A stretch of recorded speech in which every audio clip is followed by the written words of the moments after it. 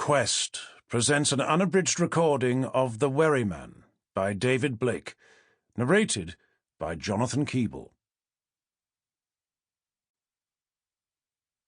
And the Lord said unto Cain, Where is Abel thy brother? And he said, I know not. Am I my brother's keeper? Genesis chapter 4, verse 9. Prologue. Friday, August the 24th, 2004.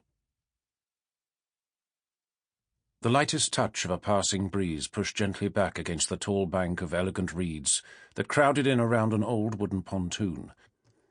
Standing on its crooked, broken planks was a man, his eyes filled with tears, cold, muddy water cascading down his sodden, threadbare clothes.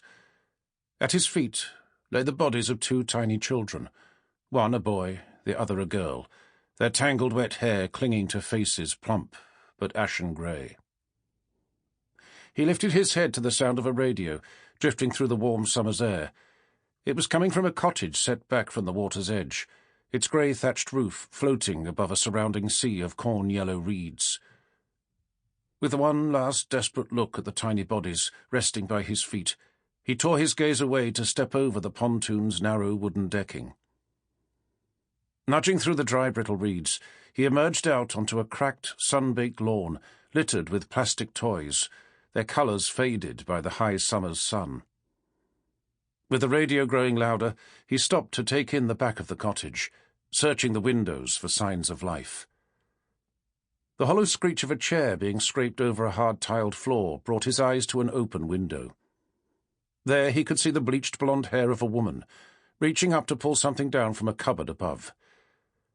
With a juddering breath, he pulled himself up to begin picking his way over the toy-strewn lawn, up to a series of steps to a veranda, a half-open door just beyond. With his hand resting on the handle, he held his breath to push it open. "Is that you, darling?" the woman called out, her back facing him as she busied herself with something on a kitchen counter. "Did you see the children?" Without responding, the man stepped silently inside.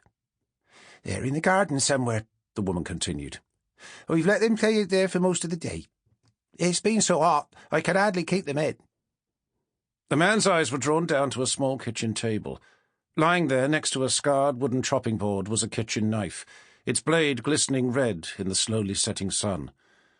Leaning over, he picked it up to spend a moment turning the blade over in his hand. As fresh tears began spilling down the sides of his face, he fixed his jaw to start edging his way forward, closing. Sample complete. Ready to continue?